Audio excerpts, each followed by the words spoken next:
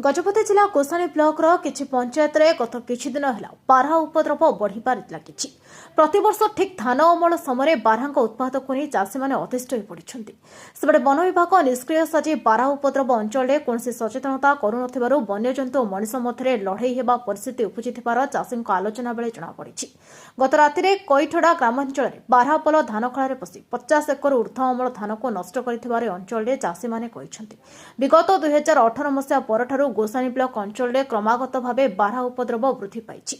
एने वन विभाग निकट में खबर रही धान अमल समय एम शह शह संख्यार धान खଳାରେ पशि पाल घोड़ाई रखा धानगुड़ी को प्रथम पालगुड़ी को चिरीदे धानगुड़ी को खाइबा सह बहु परिमाण धानगुड़ी को विक्षिप्त कर पकाउछंती। खाइबा अपेक्षा दली कचाड़ी धानगुड़ी को नष्ट करुछंती। एपटे धान मंडी खोला जाय नथिबा जुगु चाषी माने धान को बिक्री बटा करि न पारे निज निज खेत खଳାରେ पकाई निद हजाई बसिछंती।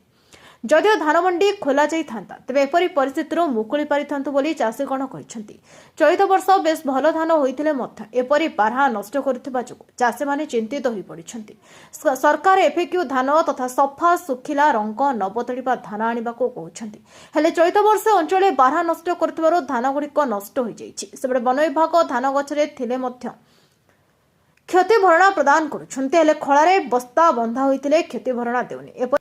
एपरी परिस्थिति आम बाहर को घोड़ाई पारुनु कि वन विभाग कौन से प्रतिकार करुनथिबार प्रकाश करिसेंती चाषीगण। वन विभाग कर्मचारी माने रात्रिकालीन पेट्रोलिंग नकरी दिन में आसी आंभ को ओलटे नाली आखि देखाउथिबार मध्य प्रकाश करिसेंती।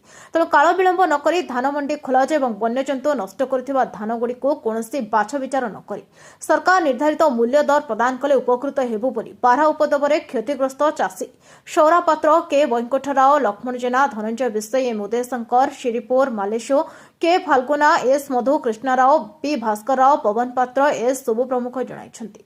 जदि धान मंडी न खोला जाय एवं बारहा नष्ट करितबा धानर सहायता राशि न मिलिले आगामी दिन में आंदोलनात्मक पंथा ग्रहण कराजिबो बोली चेतावनी दैछंती। संजय कुमार राउत गोसानी ब्लॉक कईठड़ा ग्राम रू कहूँ। आज मो पछरे अच्छे समस्त कृषक मैंने कृषक सबुबले अवहेलित माने निष्पेषित अवस्था देखु धान काटी आसी मासे है मंडी रे न जीवा जोगु से गदा कर जगी केबे आज मोर धान मंडी चली काली मोर चली किंतु सरकार मासे है पर्यंत से धान मंडी उठे ना। तो कौन हो जोटा कि पाखे जो जंगल अच्छी जंगल गुड़ाक सब ग्रानाइट फैक्ट्री लीज दी जंगल गुड़ा सब नष्ट हो गलानी। से जिते सब वन्य जंतु गुड़ाक तलू ले आसुँच राति 11-12 पर्यंत यही लोक मैंने जगी रखी बसी ठंडा पड़ा जो निज घर को जाइए ना कौन से बारिया आसिक समस्त धान मंडी गुड़ा नष्ट कर देइछंती।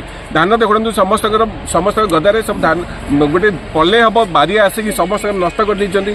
सरकार गोटे नियम अच्छी जब फसल जदि हो कंपेनसेशन दिया किंतु ये धान मंडी रे माने धान मंडी की न जीवा पूर्व जो गदा होती जदि ए गदारू जदि जो नष्ट हो जाए वन्य जंतु आसी नष्ट कलानी तार कंपेनसेशन किए जीव। तो आम सरकार को अनुरोध करूँ जिते पर्यंत गोटे चाषी को जदि आम सहायता न कर से चाषीटा बंचब केमी से चाष कर तार जब उपयुक्त मूल्य पाइबा बोली अपेक्षा करी भितर जब पशु माने वन्य जंतु आसिक पाखे आसिक कईठड़ा ग्राम वन्य जंतु आसिक नष्ट कर पटे ग्राम प्रशासन से व्यस्त माने अधिकारी माने नाचुंट कृषि मेला कर देखा कृषक ये बस कांदुची ये तार निजर धान केबे मंडी की जीव उपयुक्त मूल्य पाइब।